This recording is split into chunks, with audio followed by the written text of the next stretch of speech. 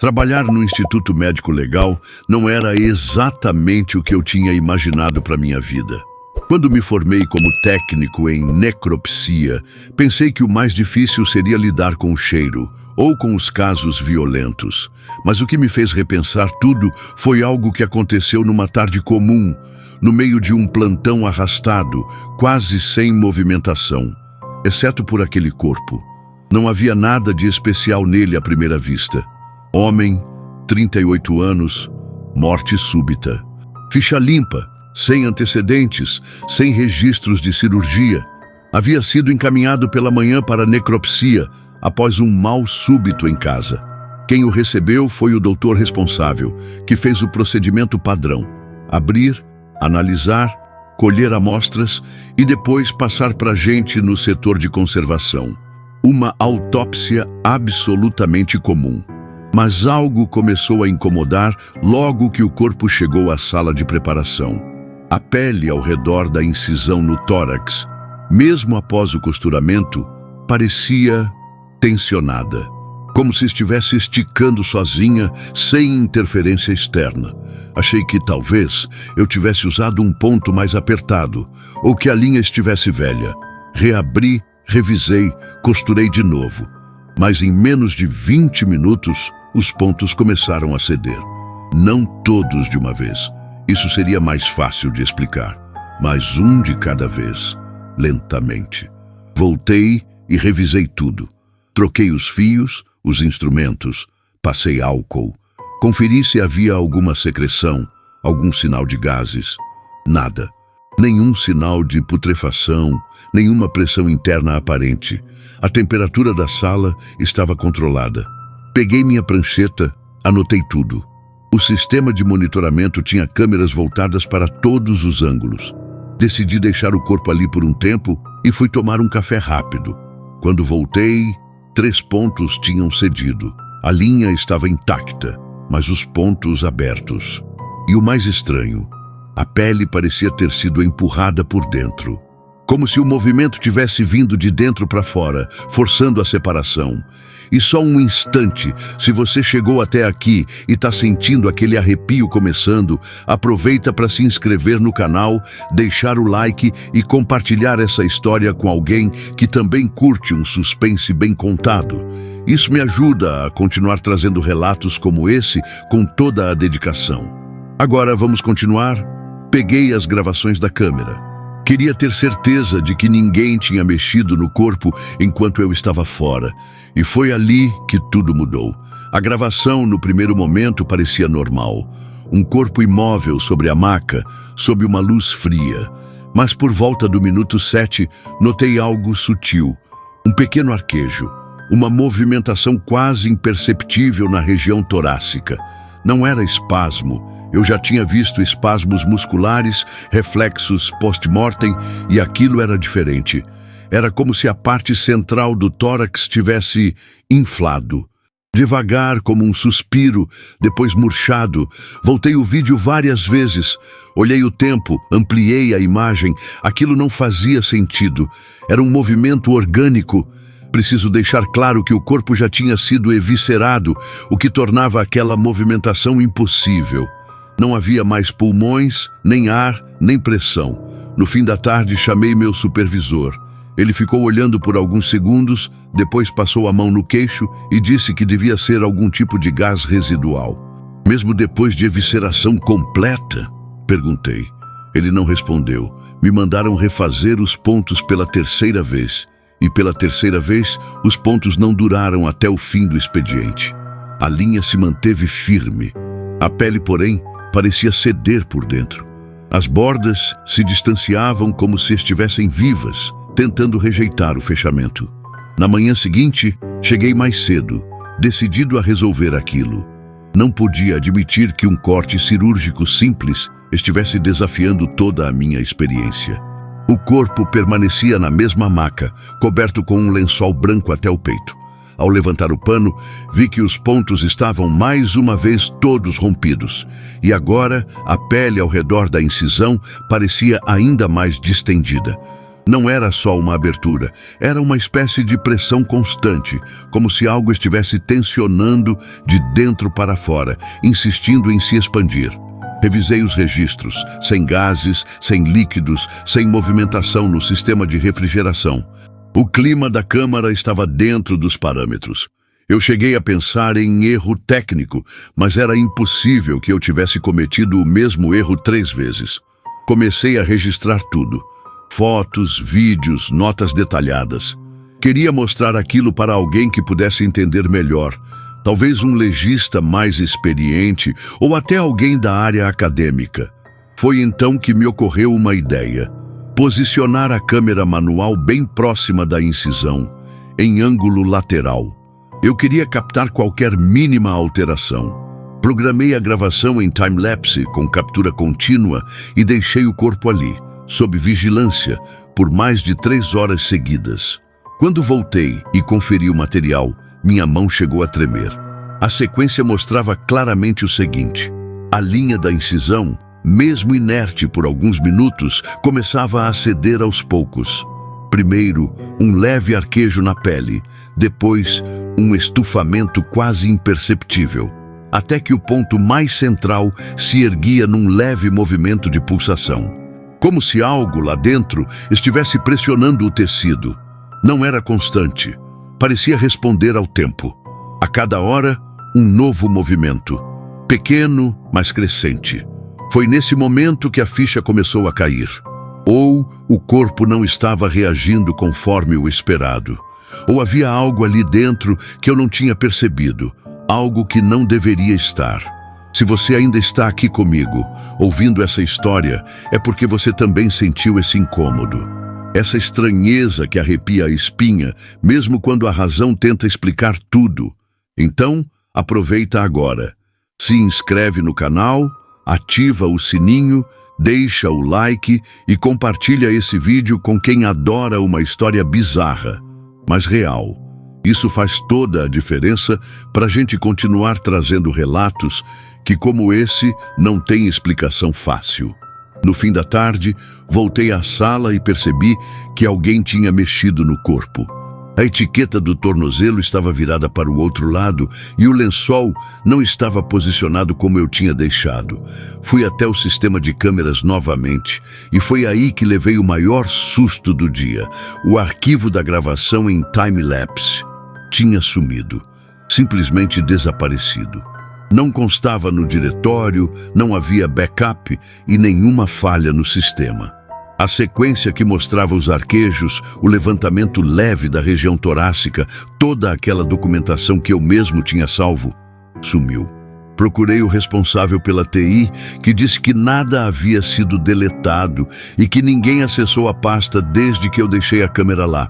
Me ofereci para mostrar as imagens diretamente da câmera, mas ao conectá-la novamente, o cartão estava vazio.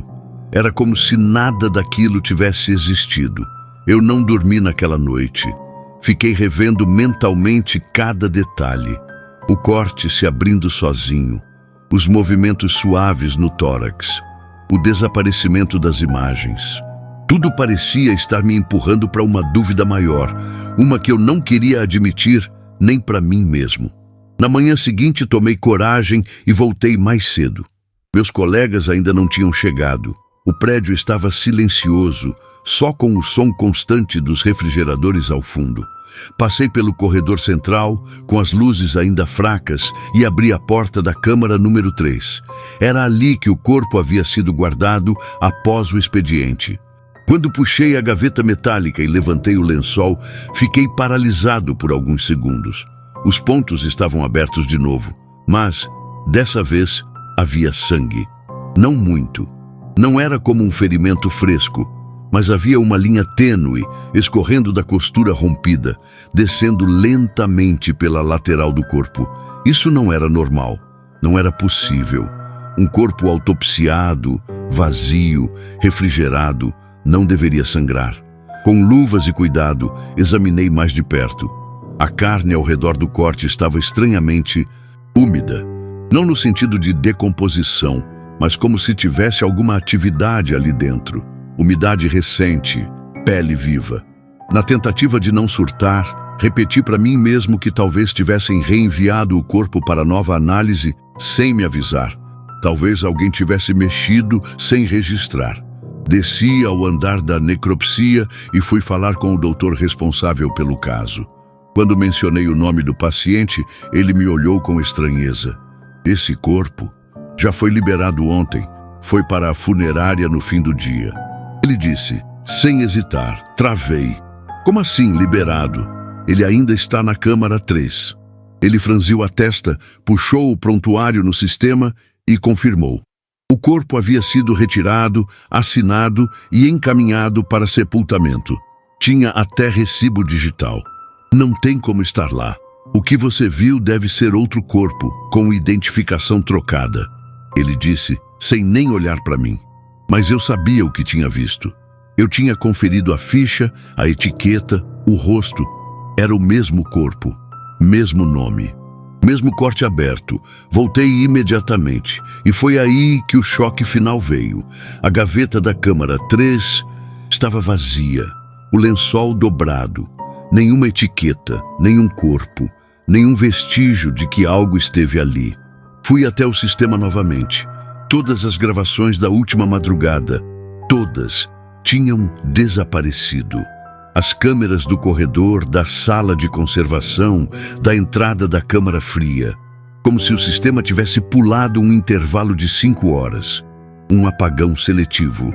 Comecei a questionar se aquilo tudo estava na minha cabeça, mas a lembrança era clara demais.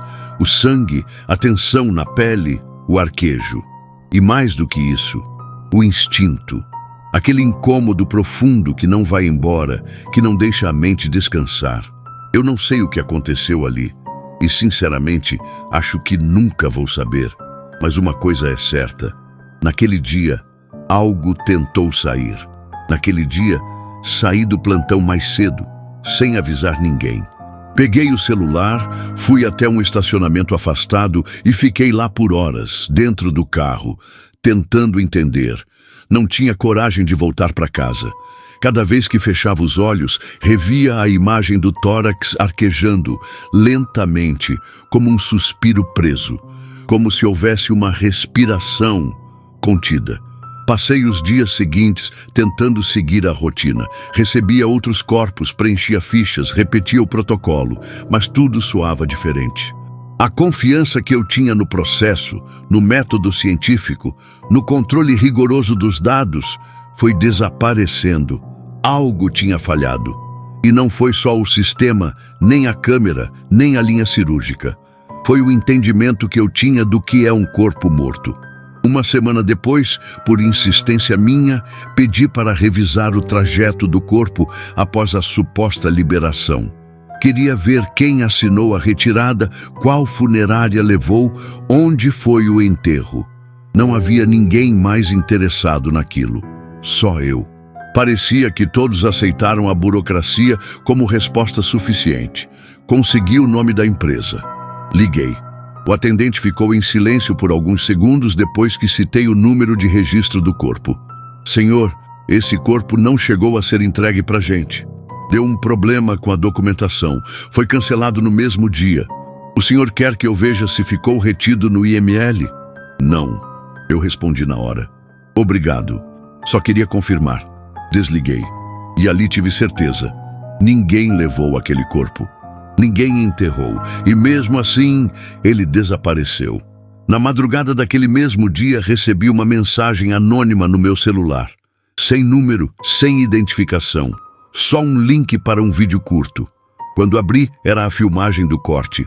Aquele mesmo, do tórax, se movendo. Mas em vez de parar no arquejo leve que eu havia presenciado, o vídeo continuava. Mostrava a pele se esticando ao máximo, até um dos pontos arrebentar com força. Um som seco de tecido cedendo. Depois, outro ponto. E mais outro. No final do vídeo, um detalhe me fez gelar. A gravação era feita de cima, com uma câmera que só poderia estar posicionada no teto da sala de conservação. Era um ângulo que eu nunca tive acesso.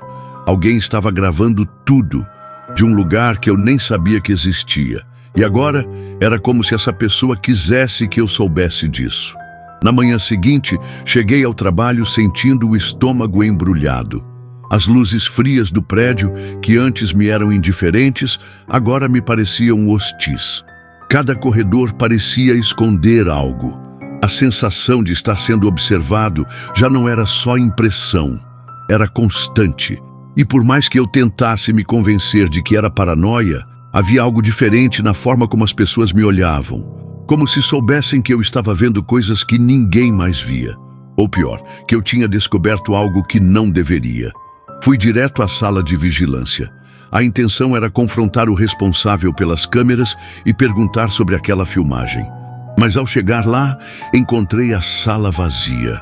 Nenhum dos monitores estava ligado e todos os cabos dos sistemas estavam desconectados. Uma folha A4 colada na parede dizia apenas: manutenção preventiva, sistema fora do ar. Nenhuma assinatura, nenhum carimbo. Voltei à sala de conservação. Mesmo com o setor funcionando normalmente, o clima estava estranho, silencioso demais, mecânico. Fui até a câmara 3, a mesma onde o corpo desapareceu. Abri devagar. Estava vazia. Mas havia uma coisa ali dentro que não deveria estar. No fundo metálico da gaveta, bem no centro, tinha uma marca. Um círculo escuro, seco, de mais ou menos o tamanho de uma mão. Como se algo molhado tivesse ficado ali por horas e depois evaporado, deixando só a mancha. Encostei a luva, senti a superfície, fria, seca. Mas o estranho era a forma precisa, quase orgânica.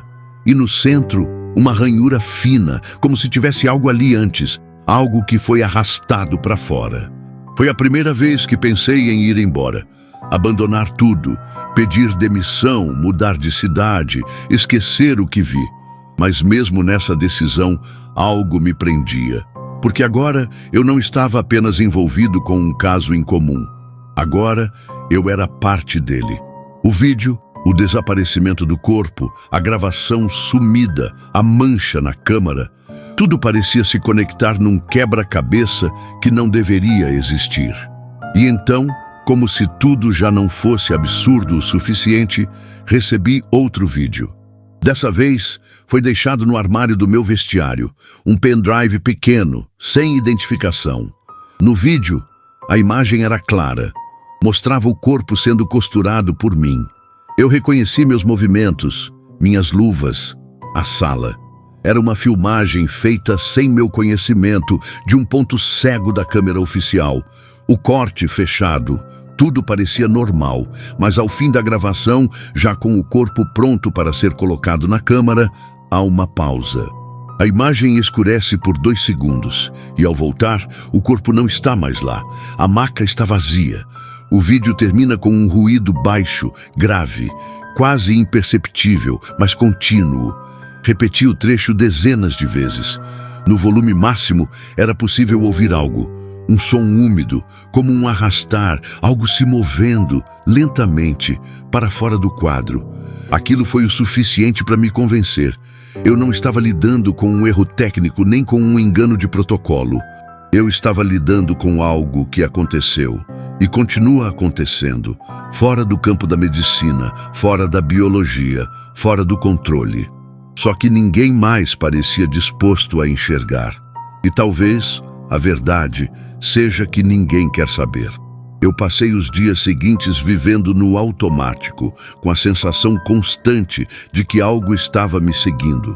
Não era perseguição física, era pior. Era o peso de carregar um segredo que não tinha nome, nem lógica, nem explicação. Eu continuava trabalhando, assinando laudos, limpando instrumentos, organizando corpos que, esses sim, se comportavam como deveriam. Mas toda vez que eu passava pelo corredor da câmara 3, sentia uma pressão no peito, uma espécie de eco no ar, como se aquele espaço tivesse sido marcado por algo que não foi embora. Os vídeos sumiram, todos, até o pendrive. Sumiu do meu armário sem deixar rastros. E ninguém mais falava sobre o corpo. No sistema, o nome dele nem aparece mais. É como se nunca tivesse existido. Mas eu lembro dos pontos arrebentando sozinhos, do som abafado de pele sendo forçada, da câmera gravando o impossível. Uma semana depois, recebi um envelope em casa, sem remetente. Dentro dele, apenas uma foto. Uma imagem em preto e branco, com baixa resolução, mas nítida o suficiente. Era uma maca, como as nossas, e sobre ela havia uma marca circular escura, igual àquela que vi na gaveta da câmara. No verso da foto, uma frase escrita à mão. Acontece mais vezes do que você imagina. Não sei quem mandou, não sei o que queriam, mas entendi o recado. Aquilo que vi não foi um caso isolado. Foi apenas a parte visível de algo maior, muito maior, que está escondido bem no meio do nosso cotidiano. E talvez seja por isso que as câmeras falham, que os registros somem, que os sistemas entram em manutenção. Talvez, só talvez, não seja para ninguém descobrir o que acontece com certos corpos. Aqueles que não aceitam o fim. Hoje, eu sigo com meu trabalho, com mais cautela, sem fazer perguntas demais. Mas toda vez que um novo corpo chega e é colocado sobre a maca, eu olho para o corte e espero se ele fechar ou não. Se você ficou até aqui, obrigado. E lembre-se, às vezes, o silêncio que envolve a morte não é respeito, é medo. E se você curte histórias assim, intensas, cheias de suspense, baseadas em acontecimentos que podem muito bem acontecer na vida real, então aproveita agora para se inscrever no canal.